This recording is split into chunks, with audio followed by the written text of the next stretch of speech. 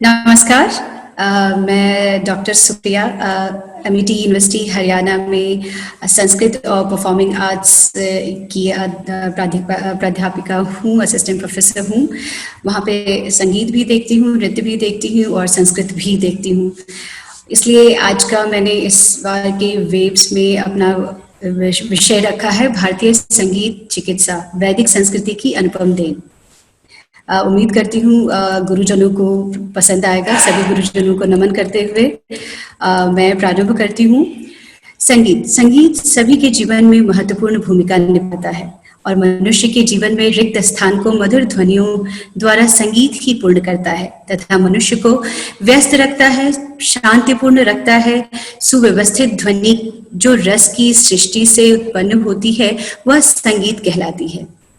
एक अन्य परिभाषा के अनुसार सम्यक प्रकारेण यद गीयते तत् संगीतम्, अर्थात सम्यक प्रकार से जिसे गाया जा सके वही संगीत है। अन्य शब्दों में स्वर, ताल, शुद्ध आचरण, हाव भाव और शुद्ध मुद्रा के गेय विषय ही संगीत है। संगीत हमें मनोरंजन और आत्मिक शांति के साथ साथ उत्तम स्वास्थ्य भी प्रदान करता है। संगीत हम सभी के जीवन का अभिन्न अंग है।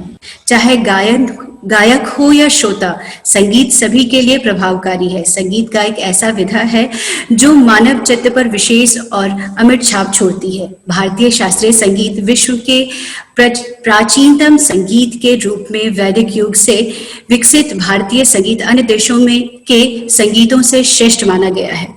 भारतीय शास्त्रीय संगीत की विशेषता राग पद्धति है। स्वर तथा ताल किसी न किसी रूप में विश्व के सभी संगीतों में विद्यमान है, लेकिन राग पद्धति केवल भारतीय शास्त्रीय संगीत की अपनी विशेषता है। भारत में संगीत मधुर ध्वनि के माध्यम से एक योग क्रिया के सदृश ही कार्य करता है। मधुर लय भारतीय संगीत का प्रधान तत्व है। राग का आधार मधुर लय है। विभिन्न राग केंद्रीय तंत्रिका प्रणाली से संबंधित अनेक रोगों के चिकित्सा में प्रभावी पाए जाते हैं।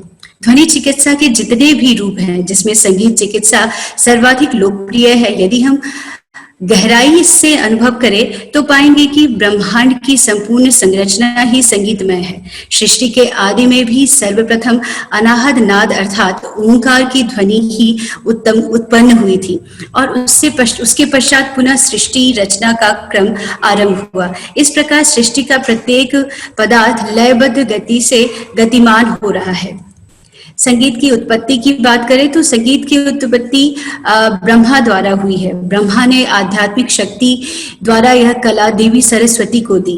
देवी सरस्वती को वीणा पुस्तक धारणी कहकर और साहित्य की अधिष्ठात्री माना गया है। इसी आध्यात्मिक ज्ञान द्वारा देवी सरस्वती ने नारद मुनि को संगीत की शिक्षा प्रदान की। तत्पश्चात नारद मुनि ने स्वर्ग के गंधर्व, किन्नर तथा अप्सराओं को संगीत की शिक्षा दी।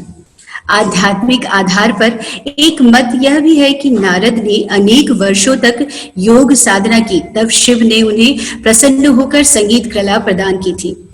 संगीत का आदि स्रोत प्राकृतिक ध्वनियां ही है। प्राग संगीत युग में मनुष्य के प्रकृति की ध्वनियों और उनकी विशिष्ट लय को समझने की कोशिश की। हर तरह की प्राकृतिक ध्वनियां संगीत का आधार नहीं हो सकती, अतः भाव पैदा करने वाली ध्वनियों को पकड़कर संगीत का आधार बनाने के साथ साथ उन्हें लय में बांधने का प्रयास किया गया। प्रकृति की वे ध्वनियां जिन्होंने मनुष्य के मन मस्तिष्क को स्पर्श कर उल्लसित किया, वही सभ्यता के विकास के साथ संगीत का साधन बनी। वेद के अनुसार संगीत अत्यंत प्राचीन है, जिसका विधान प्रथमतः ऋग्वेद प्रतिशाख्य में पाया जाता है तथा इस परंपरा के नियम और सिद्धांतों का प्रतिपादन करने वालों में नारदीय, मांडुक्य और याज्ञवल्क्य आदि शिक्षा ग्रंथ प्रमुख है। ऋग्वेद के अर्च्यो, गायंती, गायिनो, गायंती, समिनो, गायंती जैसे संगीत संबंधी पद सभी को सुविज्ञ है। ऋग्वेद काल में सातों स्वर अपने अस्तित्व में आ चुके थे। ऐसा प्रतीत होता है कि ऋग्वेद के 10वें मंडल में कई मंत्र ऐसे हैं जिसमें संगीत के सातों स्वर को प्रखर रूप से बताया गया है, सातों स्वर के बारे में बताया गया है। पाणिनि ने भी अपने श्लोकों में उदात्त, अनुदात्त, स्वरित तीनों प्रकार के स्वरों के बारे में चर्चा की है। मैं ज्यादा विस्तार से नहीं जाऊंगी इसमें। वैदिक काल में संगीत के गांधर्व विद्या भी कहा जाता था, क्योंकि गंधर्वों आदि संगीत के सुविज्ञ कलाकारों की विद्या, इस विद्या का इतना अधिक विकास हो चुका था कि गांधर्व को सामवेद का उपवेद कहा जाता था।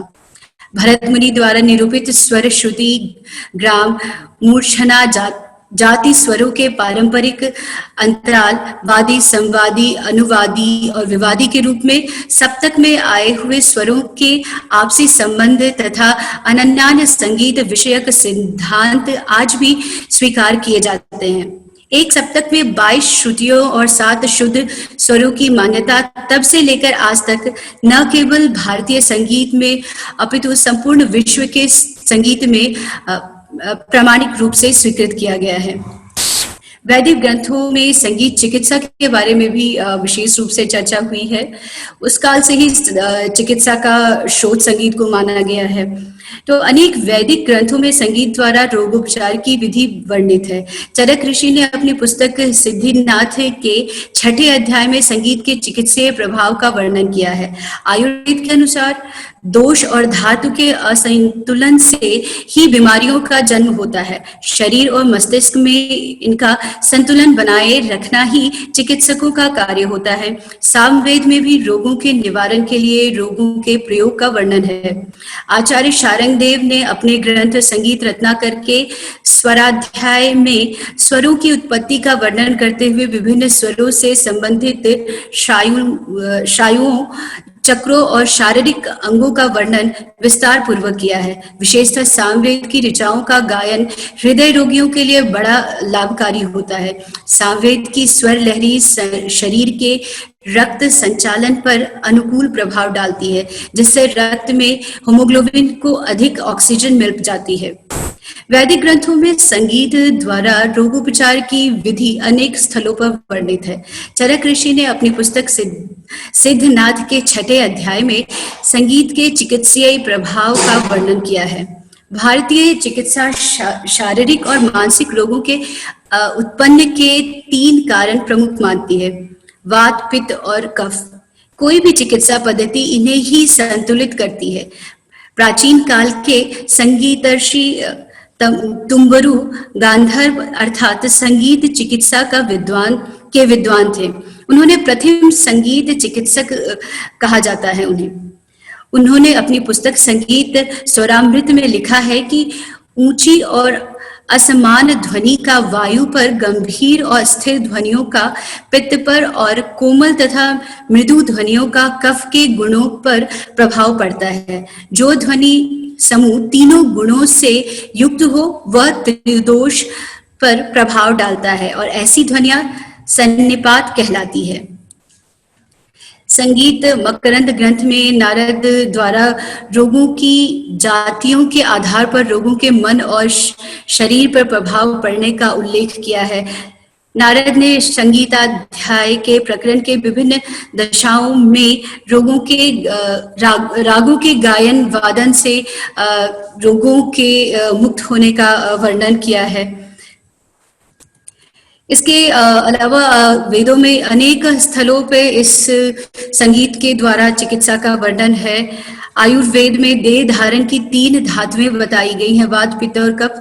अतः इन तीनों धातुओं का संतुलन बनाए रखना ही कहा गया है रोगों से मुक्त होना। संगीत चिकित्सक के विषय में और बताते हुए मैंने थोड़ा और बताने का प्रयास किया है कि संगीत केवल भक्ति मनोरंजन का साधन ही नहीं, अपितु संगीत में इसके अतिरिक्त भी कई प्रकार के गुण विद्यमान हैं। संगीत पर कई प्रकार के शोध भी किए जा रहे हैं। उन शोधों में संगीत द्वारा चिकित्सा प्रमुख है। इस चिकित्सा में रोगियों के व्याधि का उपचार औषधियों से नहीं किया जाता, अपितु मधुर संगीत के द्वारा उपचार किया जाता है। भिन्न भिन्न रोगों के उपचार के लिए भिन्न भिन्न रागों का वर्णन किया गया है। अलग अलग रागों का वर्णन। संगीत चिकित्सा की अवधारणा अत्यंत व्यापक है। संगीत सुनते समय हमारे मस्तिष्क के विभिन्न हिस्सों में गतिविधियां बढ़ जाती है। सुमधुर एवं पसंदीदा संगीत हमारे संपूर्ण चित्त को आकर्षित कर एकाग्रता प्रदान करता है। यदि संगीत किसी घटनाक्रम से जुड़ा हो तो हमें उसकी याद तुरंत आ जाती है। जानकार श्रोता स्मृति के आधार पर संगीत की तुलना एवं विश्लेषण करते हैं।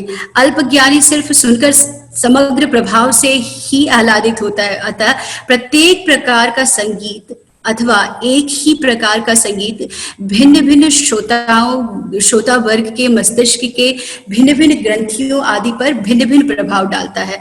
चिरपरिचित संगीत बुद्धि के तार्किक एवं स्मृति पक्ष को प्रभावित करता है और व्यक्ति पूर्व अर्जित ज्ञान से उपलब्ध संगीत की तुलना एवं मूल्यांकन करता है। अज्ञात या अल्पज्ञात संगीत सिर्फ मनोरंजन करता है। उसमें व्यक्ति समझ बूझ स्मृति और तर्क का प्रयोग नहीं करता। मानसिक गतिविधियां रासायनिक उत्सर्जन को प्रभावी करती है जो हार्मोनल नियंत्रण एवं ऑक्सीजन आदि की वृद्धि में कारगर सिद्ध होती है।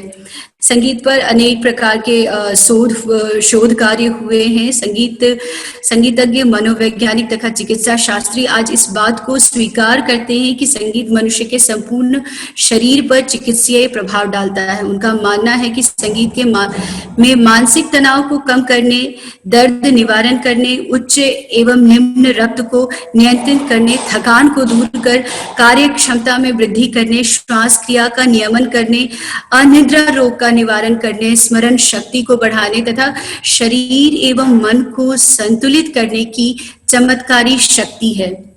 संगीत चिकित्सा में हमारे देश में सदैव से आस्था रही है, किंतु पश्चिमी देशों में इसे गत 50 वर्षों से ही मान्यता प्राप्त हुई है। संगीत चिकित्सा विज्ञान का ही एक विभाग है जो मनुष्य की शारीरिक, मानसिक और सामाजिक आवश्यकताओं की पूर्ति करता है। संगीत चिकित्सा द्वारा रोगियों के पुनर्वास, उपचार के लिए उत्प्रेरणा, भावनात्मक सहयोग और भावाभिव्यक्ति में काफी सहायता मिलती है।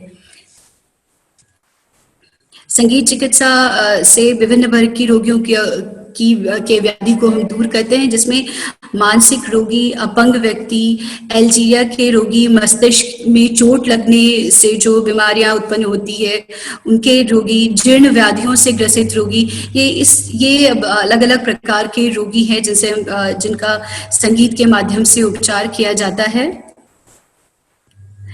कुछ राग ऐसे हैं जिनका विशेष रूप से संगीत रोगियों पर प्रभाव डालता है। विभिन्न रागों के लिए संगीतज्ञों ने, संगीत चिकित्सकों तथा मनोवैज्ञानिकों ने कुछ राग निश्चित किए हैं जो उन रोगों को दूर करने में सहायक सिद्ध होते हैं। अगर उक्त रक्तचाप यानी हाई ब्लड प्रेशर से पीड़ित व्यक्ति है, धीमी पिच वाले एवं निम्न रक्तचाप से पीड़ित व्यक्ति को तेज ध्वनि का संगीत सुनाया जाता है जो लाक्षणिक लाभ होता है।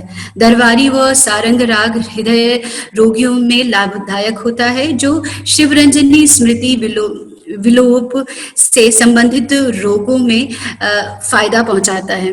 इसी प्रकार एक शोध में मालकौस एवं ललित राग श्वास तंत्र संबंधित व्यक्तियों में उपचार में संपूरक पाए गए हैं। वर्तमान की तनावपूर्ण जीवन शैली के कारण कई व्यक्ति अनिद्रा से पीड़ित है। अगर वे राग भैरवी और राग सोहनिका को सुनकर विस्तार से सुने तो उनकी ये समस्या दूर हो सकती है। संगीत शारीरिक और मानसिक रोगों का उपचार करने में सक्षम है, ये मैंने पहले भी बताया है। यह शरीर के समस्त तंत्रों पर अपना प्रभाव डालता है। मानसिक व तंत्र रोगों पर तो यह विशेष रूप से प्रभाव डालता है। अब कुछ मैंने बताए हैं राग और उसके उनसे दूर होने वाली बीमारियां। जैसे ललित केदार जो राग है वो मानसिक रोगियों के लिए बहुत उपयोगी है। यमन, कल्याण, थाट, नट भैरव, हिंडोल, जौनपुरी आदि जो राग है वो हृदय रोगियों में बहुत फायदा होता है। हृदय रोग से जो ग्रसित लोग हैं उनके लिए बहुत फायदेमंद है। भैरवी, केदार, श्री शुद्ध कल्याण अस्थमा में उपयोगी होता है। हिंडोल, पुरिया, कौशिक, कणाद, तोड़ी, पूर्वी, मुल्तानी आदि जो राग है वो ब्लड प्रेशर के मरीज के लिए बहुत ही फायदेमंद होता है।